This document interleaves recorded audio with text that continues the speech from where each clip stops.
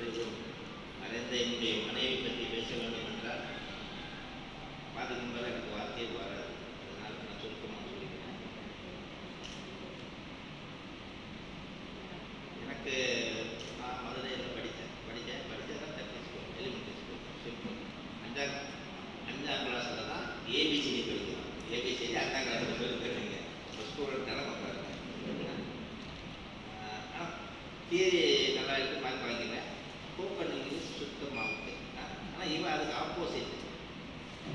நான் ஏன்னா அவர் ரெட்டு. அப்புறம் மெடிக்கல் காலேஜில் வந்துட்டேன். மெடிக்கல் காலேஜில் சிஎம்சி ட்ரிக் போனேன். சிஎம்சி ட்ரிக் போனால் அங்கே தான் எல்லாமே இன்டர்நேஷ்னல் லெவலில் இது பார்த்தேன். அப்புறம் இன்டர்வியூவில் சரி இந்த குரூப் போட்டு இது பண்ணி பேச சொல்லுவாங்க. ஒவ்வொரு டாபிக் கொடுத்து சீட்டை வாங்கி வச்சுட்டு இருந்துட்டு போனேன் அரக்கணமென்ட்டு கூப்பிட்டாங்க. பாப்பா என்ன பண்ணேன்னா எனக்கு பேசுறதுலாம் வரல. ஒரு ஞாபகம் சொன்னாங்க. எஸ்ன்னு திருப்பி உட்காருனாங்க. படம் நம்மளை விட்டாங்க. நான் சாமி சொல்லி போனால் இந்த ரவுண்ட்ஸ் முடிஞ்சோடனே திருப்பி கூப்பிட்றாங்க. விட மாட்டாங்க கூட தெரியுது. பக்கத்தில் தண்ணல் இருக்குது. சரி எகிரிக்கிட்டு ஓடி போயிடுவான். ஆனால் வீட்டில் போனால் அப்பா தாட்டி வாங்கலாம். சரி இப்போ பேசிட்டாங்கன்னு சொல்லி பாவர்ட்டி இன் இந்தியான்னு கொடுத்தாங்க. நான் அந்த காலத்தில் கம்யூனிஸ்ட் சிந்தை உள்ளவன். இந்தியாவில் most of the people are living in poverty. Poverty போகணும்னா communism should come into power. எல்லாம் அப்படியே என்னை பார்த்தாங்க. சத்தம் படம் உட்காந்துக்கிட்டேன். பிடிச்ச பிறகு மற்ற பசங்க வந்து என்ன டைட்டஸ் ரொம்ப ஸ்ட்ராங்கு ரெக்கமெண்டேஷன் ஒன்றும் தெரியாத சிக்கிக்கிட்டு நீ என்ன வந்து நம்மகிட்ட இப்படி பேசுறது போயிட்டாங்க. சிரிச்சுட்டு போயிட்டாங்க. எடுக்கலாம் வீட்டில் வந்து சின்ன நல்ல வேலைக்கு நீ போகல அப்படின்னு சொல்ல வர. எதுக்குன்னா அந்த மாதிரி தான். அப்புறம் ஆனால் வெஞ்சி வெஞ்சி வந்து நான் எனக்கு ஏன்னா அவன் ஆப்போசிட் பயங்கரமாக சைன் பண்ணுவான். அப்புறம் பியூசியெல்லாம் நல்ல மார்க்கு. ஆனால் ஃபார்வர்டில் அப்பா அதனால் அவன் ட்ரை பண்ணல. எங்கள் அப்பா கேஸெல்லாம் மாட்டாங்க. அப்பா கருணாநிதி தான் சீஃப் மினிஸ்டர். எல்லாத்தையும் டிஸ்மிஸ் பண்ணிவிட்டாங்க. திருப்பி அடுத்த வருஷம் இது பண்ணோம். அப்புறம் 3ஆவது வருஷம் கிடைச்சிருச்சு.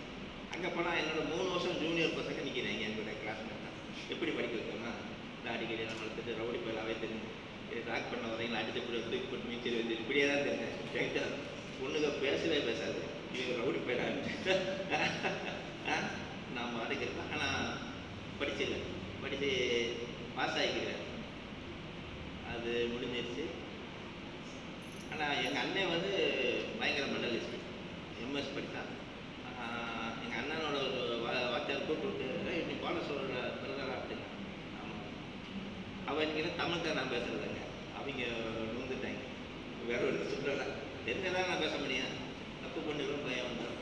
ஆனால் பாஸ் பண்ணி வந்துட்டேன். பாஸ் வந்தே வரல. பாஸ் போட்டாங்க.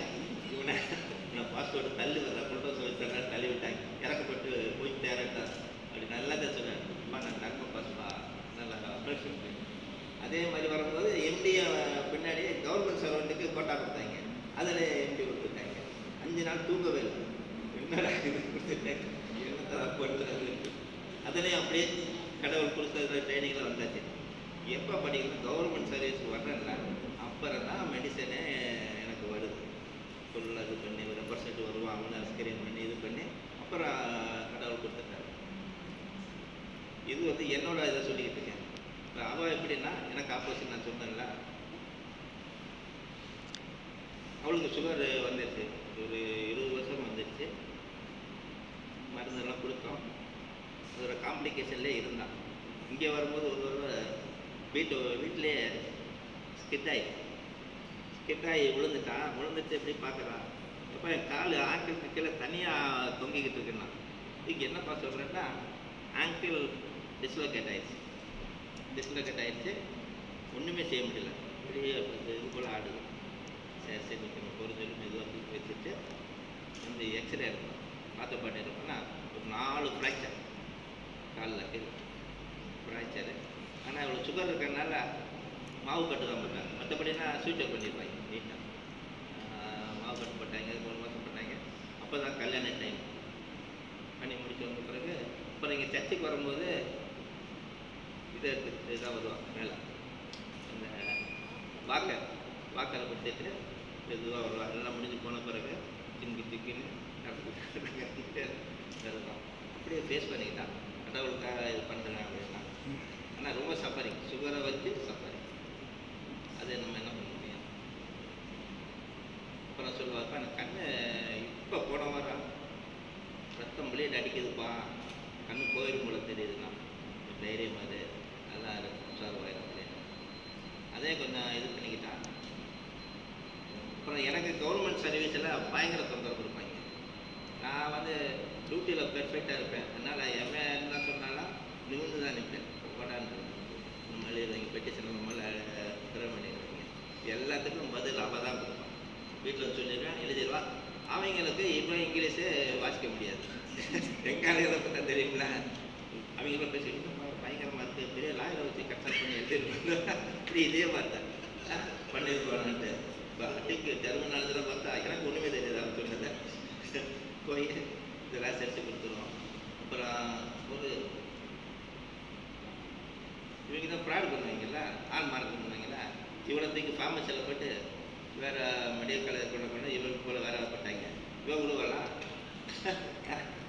இவ்வளோ தூக்கி இதில் போட்டாங்க, ஃபார்மஸில் போட்டோன்னு நான் சொன்னேன் 3வது பிளாக்லேருந்து கீழே கொண்டாந்துருக்காங்க. நீ சந்தோஷமாக இரு, ஃபார்மசி பசங்க தானே, சின்ன பசங்க தானே. நான் எப்படி ஃபார்மா காலேஜ் படிச்சிருக்கேன், என் டிகிரி அவன் எப்படி டிகிரி பண்ண சொல்லி முடியாது, நான் இது படிச்சுட்டு எழுதுனான்.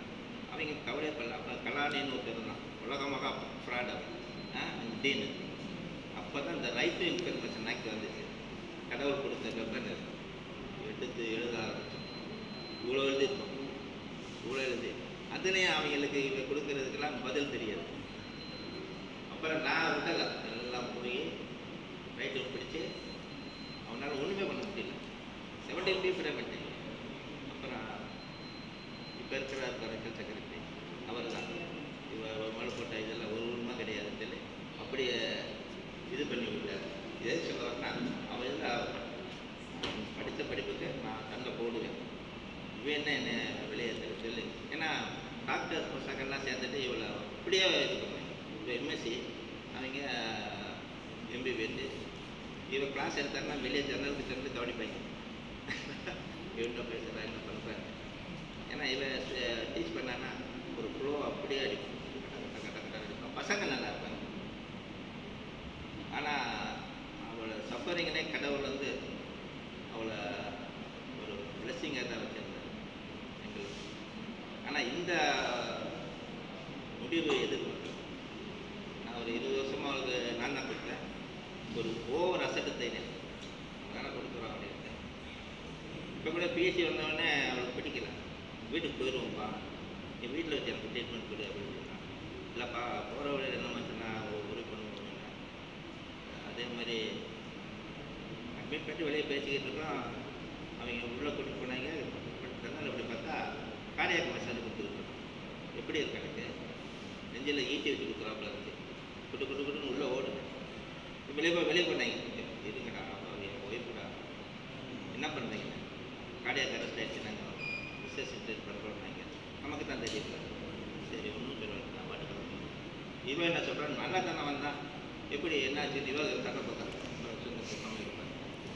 ஒரு தடவை ரிவைவ் ஆச்சு. அப்புறம் திருப்பி மேட்ச் வட்டாங்க வந்துடுச்சு. ரொம்ப நேரம் ட்ரை பண்ணாங்க. நீங்கள் ஆனால் முடிஞ்சாலும் செஞ்சாங்க, செய்ய முடியல. அப்புறம் கூப்பிட்டு சொன்னாங்க அதனால்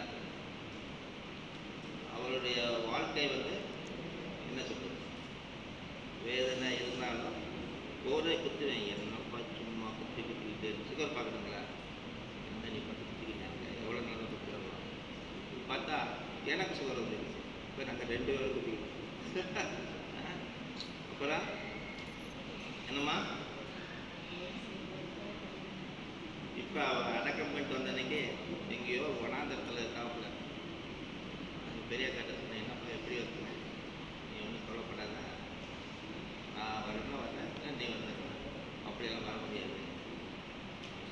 சரி நீ கடவுள் பார்த்துக்குவாங்க, நீ ப்ரே பண்ண அப்படின்னு. அதனால் எங்களுக்கு எனக்கு கிருஷ்ணனாக்காக ப்ரே பண்ணுங்க.